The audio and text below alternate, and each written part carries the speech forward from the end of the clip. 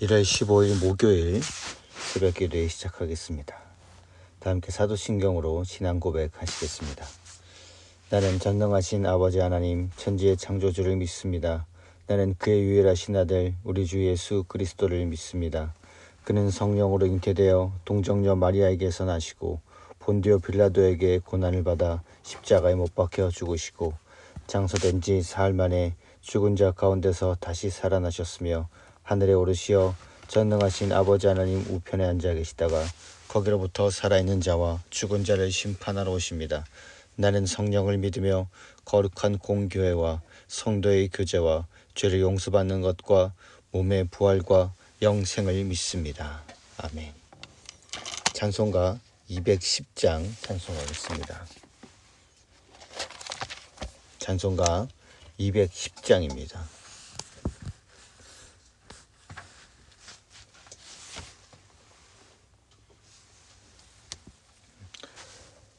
시온 성과 같은 교회 그의 영광 하나 없다. 허락하신 말씀대로 주가 친히 세웠다.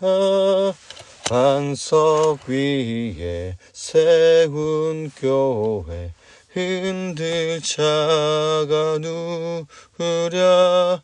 모든 원수 애워싸도 아무 근심 없도다. 생명샘이 솟아나와 모든 성도 마시니 언제든지 흘러넘쳐 부족함이 없도다. 이런 물이 흘러가니 목마를 자 누구랴. 주의 은혜 풍족하여 넘치고도 넘친다.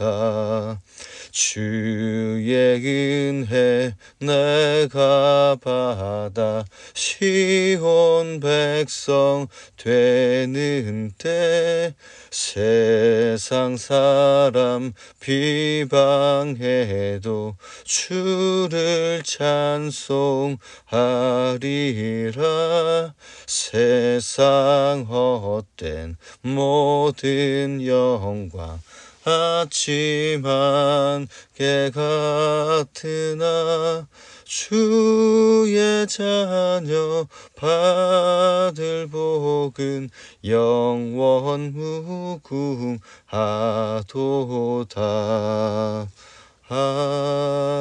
아멘. 목요일 세상을 살아가는 넷째 날입니다. 우리가 섬기고 있는 국내 미자립교회와 해외 선교사님들을 위해서 이 시간에 함께 통성으로 기도하겠습니다.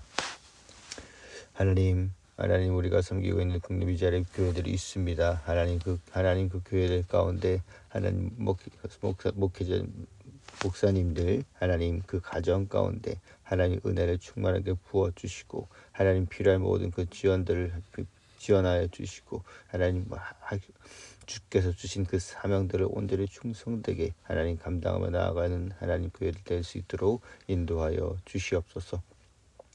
하나님의 선교사님들 하나님 필리핀과 하나님 캄보디아와 하나님 선교사님들 그 교회 가운데 하나님께서 그 교회를 친히 하나님 주께서 몸된 그 교회들을 친히 인도하여 주셔서 하나님 계속해서 복음이 증거되게 하시고 복음의 증거를 말미암아서 믿는 자가 더하여지며 교회가 든든히 서갈 수 있도록 인도하여 주시옵소서. 감사를 드리며 예수님 이름으로 기도합니다. 아멘.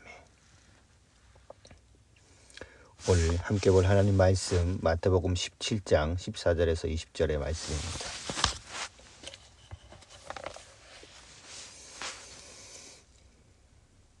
신약성경 28면 28페이지 마태복음 17장 14절에서 20절의 말씀입니다. 마태복음 17장 14절에서 20절의 말씀을 봉독하겠습니다. 그들이 무리에게 이르매 한 사람이 예수께 와서 꿇어 엎드려 이르되 주여 내 아들을 불쌍히 여기소서. 그가 간질로 심히 고생하여 자주 불에도 넘어지며 물에도 넘어지는지라. 내가 주의 제자들에게 데리고 왔으나 능히 고치지 못하더이다. 예수께서 대답하여 이르시되 믿음이 없고 패역한 세대여, 내가 얼마나 너희와 함께 있으며 얼마나 너희에게 참으리요. 그를 이리로 데려오라 하시니라. 이 예수께서 꾸짖으시니 귀신이 나가고 아이가 그때부터 나으니라. 이때 제자들이 조용히 예수께 나와 이르되 우리는 어찌하여 쫓아내지 못하였나이까. 이르시되 너희 믿음이 작은 까닭이니라. 진실로 너희에게 이르노니 만일 너희에게 믿음이 겨자씨 하나만큼만 있어도 이 산을 명하여 여기서 저기로 옮겨지라 하면 옮겨질 것이요 또 너희가 못할 것이 없으리라. 아멘.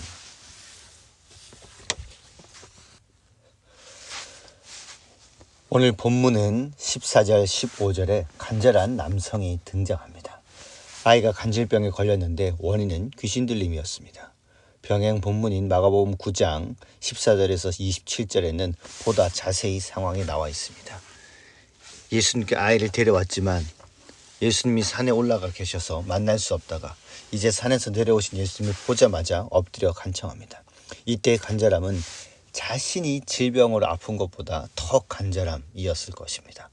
16절에서 17절에 예수님이 산에 계실 때 아이의 아버지는 제자들에게 아이의 병을 고쳐달라고 제자들에게 이야기했지만 제자들은 고치지 못했습니다. 예수님은 제자들에게 분명히 병을 고치고 귀신을 내쫓는 권세를 예전에 이미 주셨습니다.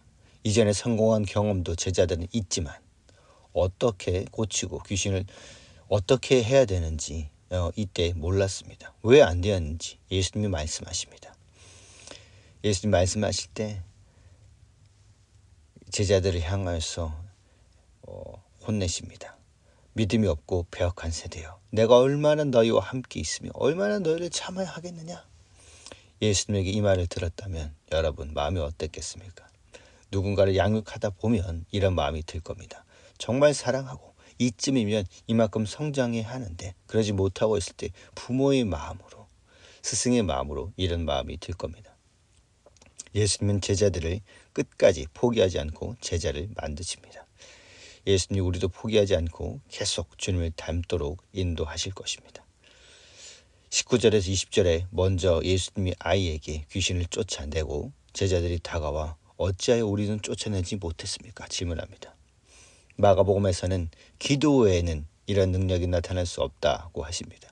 제자들이 귀신을 내쫓을 수 있는 것은 그들이 할 수 있느냐 없느냐의 그들의 능력에 달린 것이 아닙니다. 기도 외에 이런 능력이 나타날 수 없다 한 것을 잘못 적용해서 기도로서 이런 능력을 달라고 기도하자 주여 이렇게 하면 이 본문에, 이 마가복음에 있는 본문의 관점을 잘못 해석한 것입니다. 능력의 주체가 우리가 아니라고 한 것이 기도하라고 한 것입니다. 마태는 귀신을 쫓아내는 것을 믿음과 연결시킵니다. 겨자씨만한 믿음을 말씀하면서 믿음이 없어서 못한 것이라고 하십니다. 마태와 마가의 묘사가 다르지만 말하려는 바는 똑같습니다. 이러한 이적은 제자들의 힘으로 가능한 것이 아닙니다. 제자들은 매 순간 주님의 능력을 전적으로 의지해야만 감당할 수 있다라는 그 가장 기본적인 원칙과 원리를 잊었던 것입니다. 많은 사역자들에게도 제자들과 같은 상황이 생깁니다. 누군가 병들었거나 귀신 들린 것 같은 상황에서 기도로서 능력을 나타내야 할 것 같은 상황, 기도를 은혜롭게 인도해야만 하는 상황, 뭔가 해야겠다, 잘해야겠다 생각하면 할수록 힘이 들어가고 그런 상태의 그 사람을 주님은 통로로 사용하실 수가 없을 것입니다. 오늘 본문의 초점은 주님의 능력이 크다는 것이지 주님의 능력을 우리가 원하는 대로 사용할 수 있다는 것이 아닙니다. 믿음만 있으면 주님의 능력을 우리가 원하는 대로 사용할 수 있다고 착각해서는 안 됩니다. 하나님 나라의 권세는 이때도 지금도 여전히 귀신을 쫓아내고 간질병을 즉시 고칠 정도로 강력합니다. 문제는 이 땅의 그 능력과 권세와 능력이 역사할 통로가, 하나님의 통로가 되는 그 사람이 부족한 것입니다. 우리의 믿음이 관건입니다. 이 믿음은 우리의 생각대로 주님을 이용하는 그런 믿음이 아니라 주님의 뜻을 듣고 순종하고 그 하나님 역사를 신뢰함으로 기다리는 믿음입니다. 그래서 믿음을 세 가지의 단계로 이렇게 정리할 수 있습니다. 믿음은 들음, 순종, 신뢰의 단계로 이어집니다. 앞으로 믿음에 대해서 이 부분에 대해서 제가 강조를 할 것입니다. 믿음은 들음, 순종, 신뢰입니다. 오늘 하나님의 역사가 간절히 필요한 부분이 있습니까? 그러면 우리의 힘이 아니라 주님의 능력을 전적으로 의지하십시다. 그리고 우리의 힘을 빼고 주님이 우리를 통해 온전히 역사하실 수 있도록 맡기며 나아가십시다. 믿음으로 기도한다고 할 때 이 부분이 필요합니다. 믿음의 방패를 기억하고 기도합시다. 여러분, 이 믿음의 방패는 공동체로 함께 들어야 합니다. 에베소서 6장에 믿음의 전신갑주가 나옵니다. 그 중에 믿음의 방패, 이 부분입니다.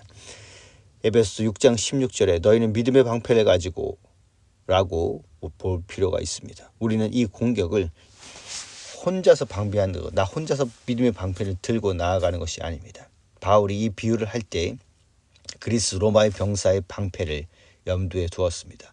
그리스 로마의 방패는 옆에 모서리들이 있어서 옆에 있는 그 군인의 방패와 같이 옆에서 끼우면 방패끼리 잘 딱 끼워집니다. 합치면 거대한 공격벽이 됩니다. 그래서 거대한 갑옷을 입은 공룡처럼 돌진하면서 적군의 궁수부대를 맞서 대응하며 물리칩니다. 방패끼리 마주 서게 되고 그리고 징이 박힌 신발을 신고 버티면 밀리지 않습니다. 그래서 적군의 기병대를 깨는 것이 로마의 보병입니다. 이것이 바울이 의도한 중요한 부분입니다. 때로는 내가 믿음이 없어서 지치고 힘들 때 옆의 형제 자매들이 믿음의 지원으로 버텨내는 것입니다. 혼자 방패를 들고 있으면 화살 몇 개를 맞고 결국은 얼마 있다가 화살을 맞습니다. 그래서 믿음의 방패를 함께 들어야 합니다. 공동체 안으로 들어와서 함께 기도해야 하는 것입니다. 인생의 어느 시기든지 함께 기도해 줄 동역자가 필요합니다. 옛날에 그런 사람이 있었지, 과거에 있었지.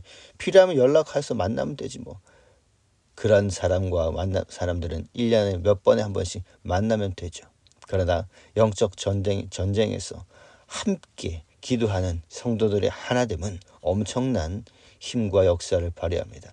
마태복음 18장 19절에 진실로 다시 너희에게 이르노니 너희 중에 두 사람이 땅에서 합심하여 무엇이든지 구하면 하늘에 계신 내 아버지께서 저희를 위하여 이루게 하시리라. 단순한 기도 응답에 대한 말씀이 아닙니다. 영적 전쟁의 승리를 주시겠다는 것입니다. 사단이 정말 두려워하는 것이 성도가 함께 기도하는 것입니다. 성도가 함께 사역하는 것이고 성도가 함께 말씀을 나누는 것입니다. 함께 예배하는 것입니다.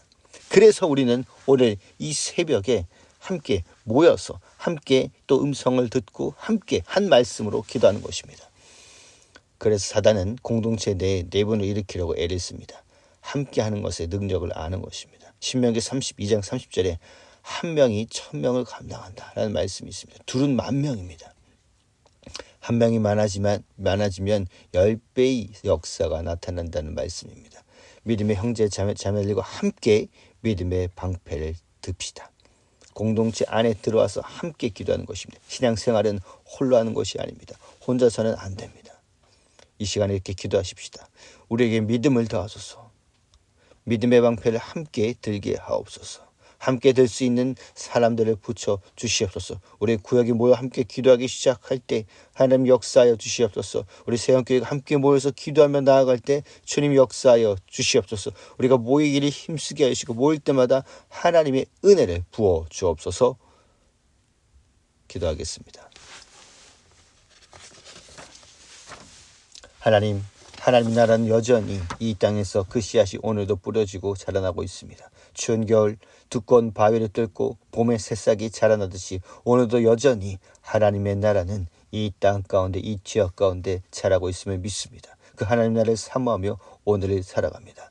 우리 안에 있다 말씀하신 그 하나님 나라를 발견하며 함께 믿음의 방패를 들고 나아가겠사오니 하나님 우리 세영교회 하나님 한 분 한 분 기도의 용사들로 세워 주옵소서. 감사를 드리며 예수님의 이름으로 기도합니다.